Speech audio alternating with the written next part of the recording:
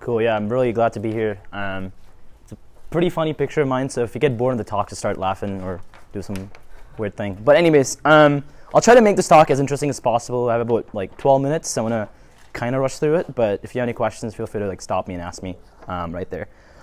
So my background in brief, a little bit about myself. I'm gonna talk mostly about what I'm doing right now, about some blockchain stuff, a company that I started called Chainguru, and kind of why I took time off to pursue what I'm doing right now. So I originally came to Madison like 3 years ago, so technically I'd be a junior, to do industrial engineering and a minor in computer science. I actually ended up putting school on hold this semester to start a consulting company in the blockchain space called Chainguru. And right now I'm working full-time on researching and developing new products in the blockchain space. So for the last 3 years, I've been looking at this technology, following the trends. Worked at a company called Symbiont last summer. They're a startup company in the enterprise side of things. So did a lot of work initially trying to build my portfolio in the space and kind of get experience from working with different companies and projects. I'll tell you about the full process of how, about exactly what happened that made me to take time off. So in 2014, 2015, it wasn't clear at all that blockchain is going to be like a huge thing. It is today, as it's hyped right now. And I'm not crypto rich or anything, but I've been putting most of my savings, and this is not financial advice for you, I'm putting most of my savings in crypto assets like Bitcoin and other cryptocurrencies. So the crypto boom last year when it happened really helped, of course. So that's an investment I highly recommend. Just kidding. The saying goes, don't invest more than you can afford to lose. So how many people actually own like crypto assets? Oh, nice, cool. That's quite a few of you guys. So yeah, yeah. So anyhow, so I think this is one of the technologies that came once in a long time that I wanted to do something in this space. So I ended up taking a leave of absence. I thought, well, like if I was going to watch blockchain get built while I'm at school, that would be really frustrating, because then, I don't know, 5 years from now, if I ended up not doing anything in this space, I would regret it. So just intuition said, like, hey, you should take some time off, put yourself full time in the blockchain space, because like last semester is when I kind of was like going through this like super stressful mode where like I was half-assing school and half-assing blockchain. I don't know if you guys ever felt that way with anything that you're working on, but it's just like really stressful and hard to like balance two things at a time. And I was working like 80-hour weeks, just like reading and just keeping up with what's happening in this space. It's funny, like 2 weeks in the blockchain space is actually like 1 year worth of material that you need to keep up with. So I would like stay up night, like reading research papers, learning about applied cryptography, like distributed computing, and all, like reading a lot of papers that are coming out, both academic and non-academic papers. And that's kind of how I kept myself and started understanding really where the technology is going. So I got my real start in the blockchain space through a summer internship. So I worked at IBM's blockchain team pretty early on. So in 2016, hopped on a call with a family member, and I was like, hey, do you have an internship opportunity at IBM? I'm really interested in IoT. So I was like, IoT craze in 2016. I was like, I need to do Internet of Things. There was a lab on campus that I got involved with. And I was just like, I don't want to go back home this summer. Like, home is in India for me. So I don't want to go back home this summer and like waste an entire time. So I wanted to do an internship. So I hopped on a call, and then he was like, Sid, you need to do blockchain. Like, you need to look at it right now. I was like, okay, fine, I'll look at it. And then after I ended the call with him, I was like, this stuff is much more interesting than any other internship that I can get, or like any other company I can work for. And you all know, like if you're a freshman at the career fair looking for an internship or something, it's really hard. So like everyone was just like, no, sorry, we're not offering summer internships for freshmen, even sophomores, for example. So I stopped going to career fairs after my first internship, and it worked out pretty nicely. At IBM, kind of like I was like one of the interns, like a guinea pig almost, like testing and like figuring out all the issues that were there in their systems. And it was really nice because of building like relationships with senior executives in the company, and that really taught me to do networking and build relationships, which is what we're all here for today. So I think that's super valuable, and having those conversations with like top senior executives at IBM who were on the ground floor of the stack was super nice, because then they were also like listening to some of the thoughts and opinions that I had, and actually architecting some systems within IBM.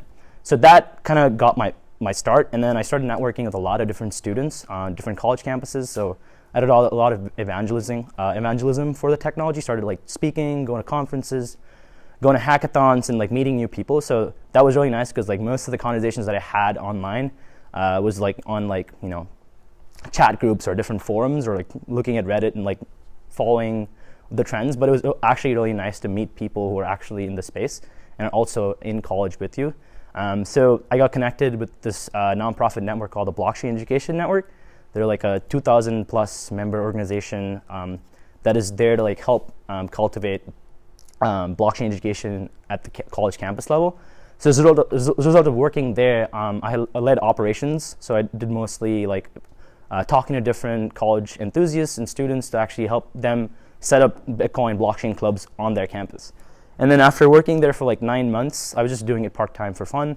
Raz and I actually met up and we started Badger Blockchain, which is an on-campus student organization dedicated to grow and teach students about blockchain technology. So really getting in the blockchain space, the learning curve is pretty high. So for me, it took like, even now I'm still learning and seeing all these different things pop up, and it's very hard to keep up. So I realized that having a club on campus is actually a really good way for new students like yourselves to actually come in and get engaged with the community here. So as a result of that, I actually work right in that office. So 100 State actually opened up this blockchain incubator called 100 Crypto, and Claudia can probably talk more about that too in a bit. But really the whole point of that was to like have a community around you and bring all the people working in blockchain in like one space. And that was super nice to like actually have that community and like know people are actually working on the space with you. So there's something really addictive to me at blockchains. I'm going to wrap up really quickly. So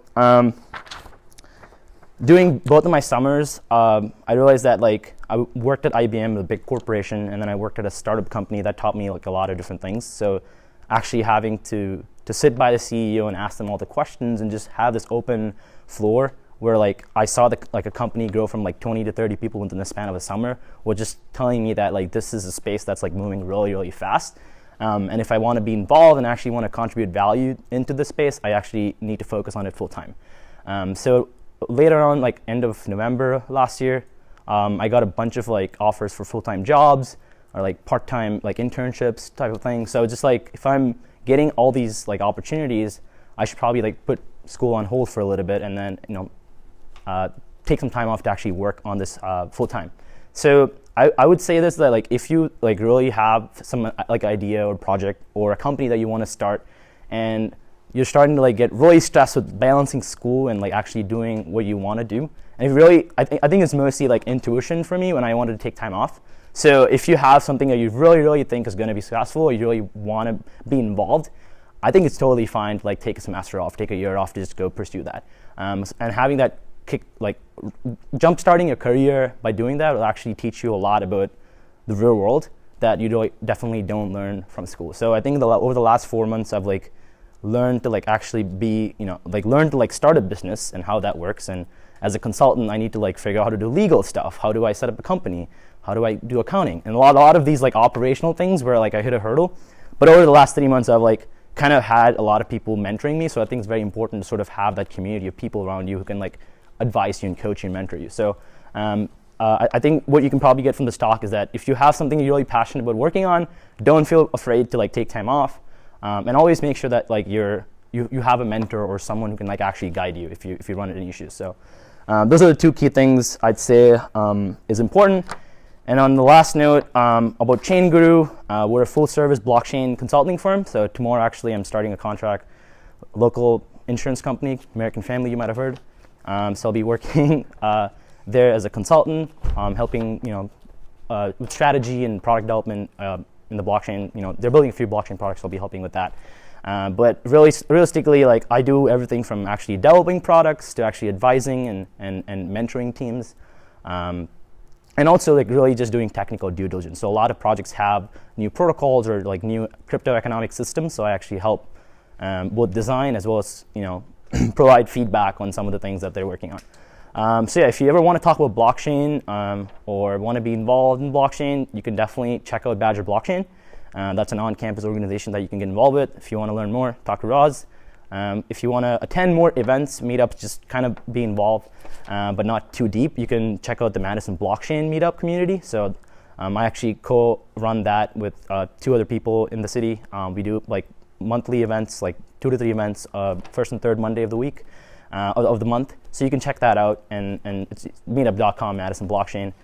And if you want to actually build some stuff with blockchain or want some help or advice, you can contact me, email. I'll probably share that with Max so you can push it out to you later. But yeah, email, Twitter, just walk by the office. We have a bunch of booths so you can come hang out and talk crypto if you want. But yeah, so thanks for your time. I know I went a little overboard, but hopefully this was interesting.